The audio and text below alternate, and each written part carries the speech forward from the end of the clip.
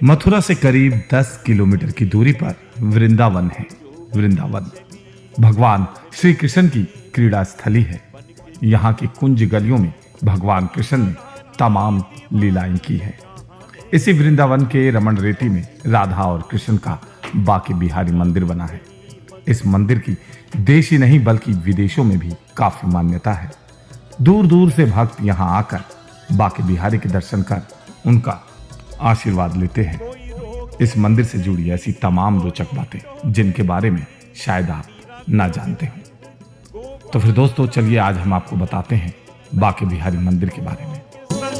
रंगी मोहन के रंग मीरा प्रेमी प्रीतम को मनाने लगी, वो तो गली गली हरि गुण गाने लगी। ऐसी गाती लगन मीरा हो गई मगन, वो तो गली गली गली गली हरि गुण गाने लगी। मैंने डूबे पली बन के जोगन चली, प्रीतम को मनाने लगी, वो तो गली गली हरि गुण गाने लगी। ऐसी गाती लगन मीरा हो गई मगन, वो तो गली गली गली गली हरि गुण गाने लगी। मैंने डूबे पली बन के जोगन चली, मीरा रानी दीवानी कहाने लगी। ऐसी लागी लगन मीरा हो गई मगन, मीरा हो गई मगन, मीरा हो गई मगन। जय बिहारी जी की। मेरा नाम हर्षवर्धन गोस्वामी है। मैं श्री ठाकुर जी बांके बिहारी जी का एक सेवक हूँ, यहाँ का पुजारी हूँ वृंदावन धाम से। मैं यहाँ पे देख रहा हूँ बांके बिहारी जी के इस मंदिर में हजारों की संख्या में जो है जनसैलाब भक्तों का उमड़ पड़ा है। तो क्या ऐसी दिनचर्या डेली आपको देखने को मिलती है? जी जी बिल्कुल, प्रतिदिन यहाँ पे लाखों करोड़ों के, हजारों में नहीं लाखों करोड़ों में लोग पब्लिक आती है यहाँ पे ठाकुर जी के दर्शन करने के लिए। देश विदेश से आती है ठाकुर जी के दर्शन को प्राप्त करने के लिए, क्योंकि लोगों को यहाँ पे भक्ति और कुछ ऐसी प्रसन्नता प्राप्त होती है, ऐसी वाइब्रेशंस प्राप्त होती हैं जिससे कि लोगों का मन प्रफुल्लित हो जाता है।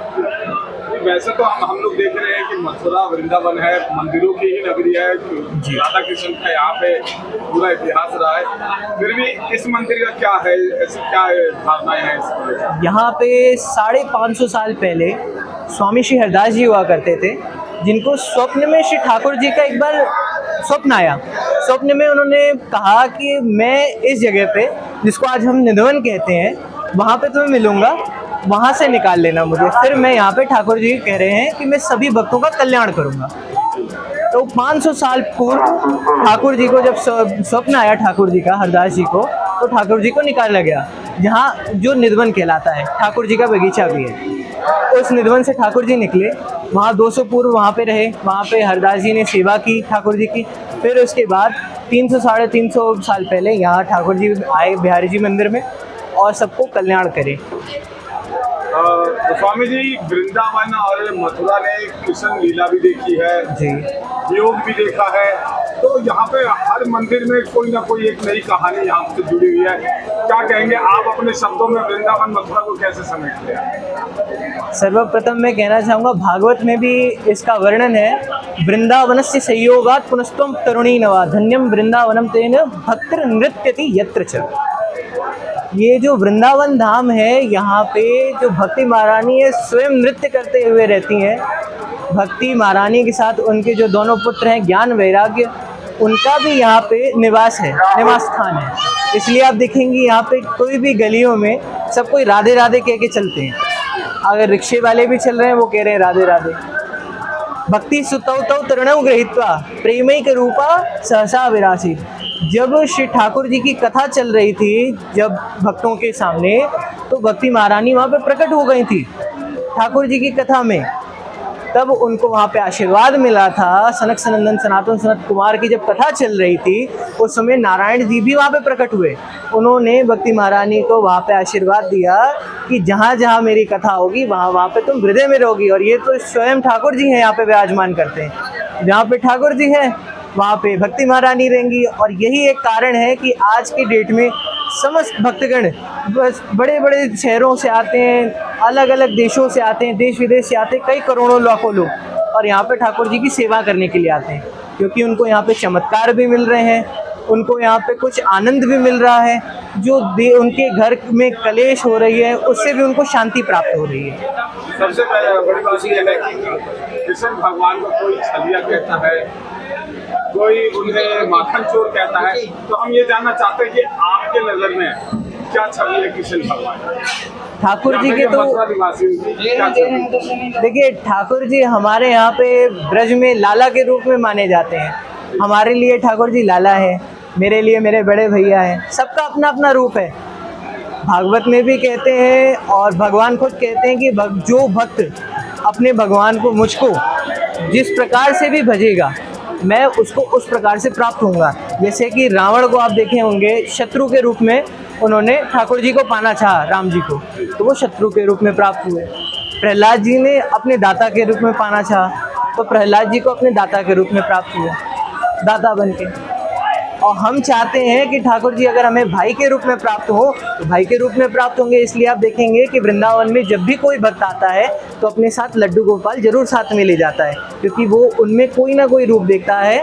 परंतु हमारे ब्रजवासियों की एक यहाँ पे लीला है, मानते हैं कि ठाकुर जी हमारे लाला हैं, तो हम सभी श्री ठाकुर जी को उस रूप में देखते हैं और बाकी बिहारी को भी उसी रूप में देखते हैं।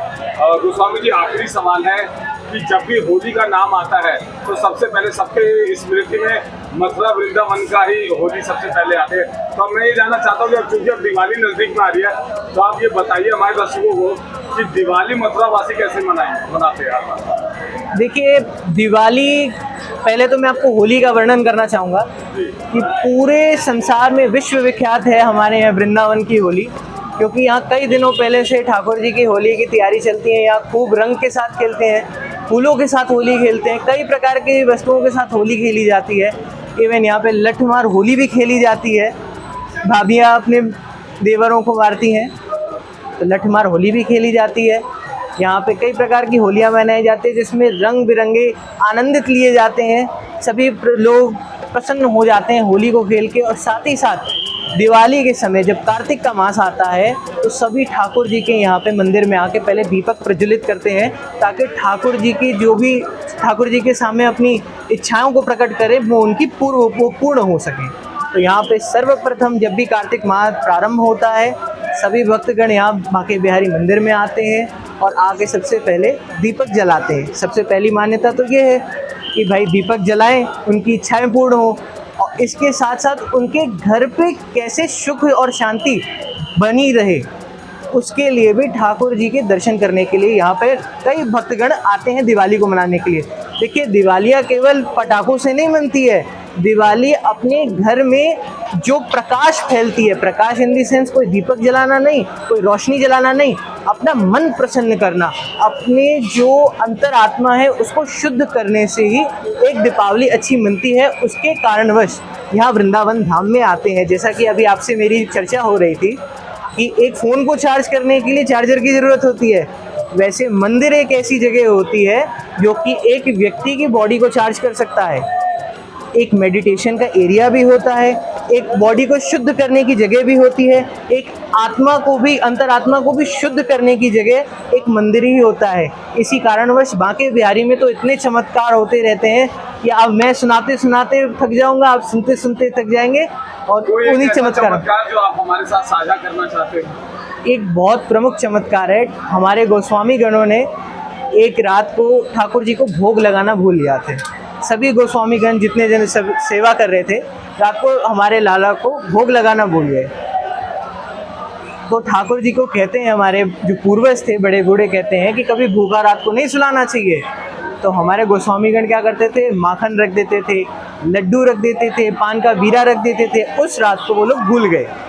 तो होता क्या है, उस रात को बहुत जब रात्रि हो जाती है तो एक मिठाई की दुकान खुली हुई थी।